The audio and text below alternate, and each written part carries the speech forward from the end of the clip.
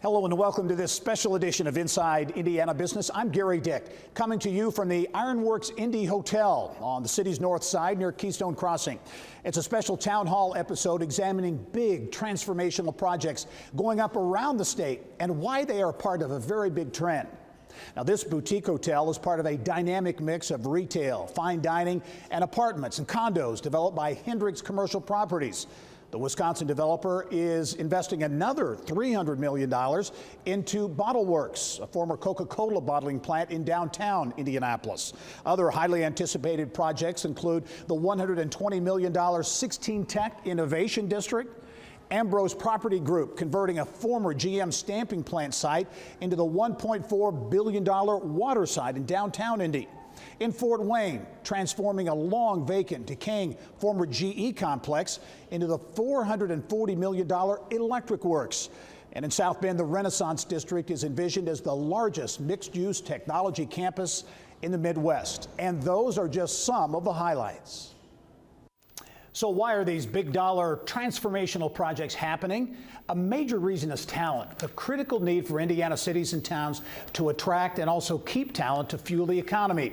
Indiana is in a war for talent and the stakes are very high. And a man who knows that all too well is our first guest, Indiana Governor Eric Holcomb. And Governor, as always, welcome to the program. Great to be with you, Gary. We're going to talk about a lot of big, some would say aspirational projects from Indianapolis to Fort Wayne, South Bend and beyond in this show this week. But when you really blow all the smoke away, it comes down to these projects being about talent. How can Indiana attract talent? How critical, in your view, is this talent issue? Well, as always, it could be make or break for community development, for economic development, whether it's state government, leadership. We're trying to attract talent all the time. In the world that we live in today, people are oftentimes thinking about where do they want to live before where am I going to work?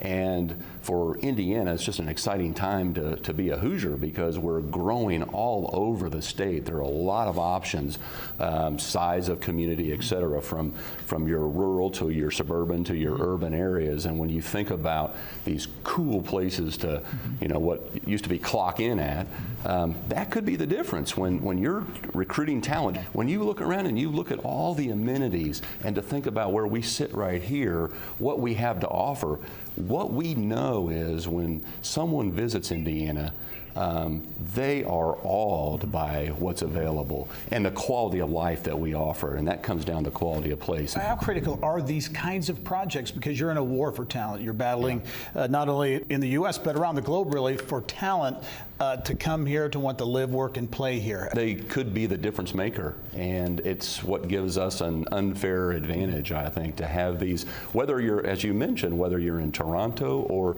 here where we are in Indianapolis, and to have projects like Indianapolis does, or Fort Wayne, or South Bend, or Evansville, Jeffersonville, West Lafayette growing, Kokomo growing, Elkhart booming.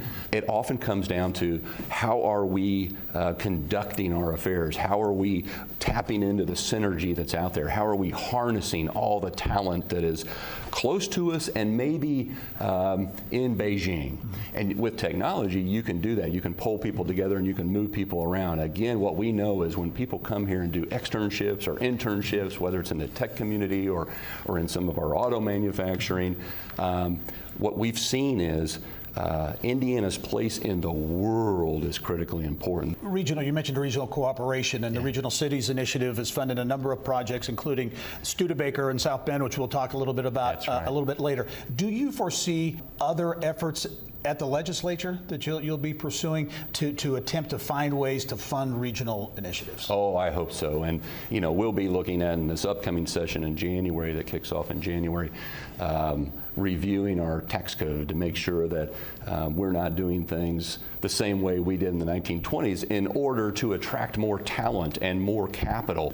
And what we're seeing is, because of regional cities, we're seeing communities like never before.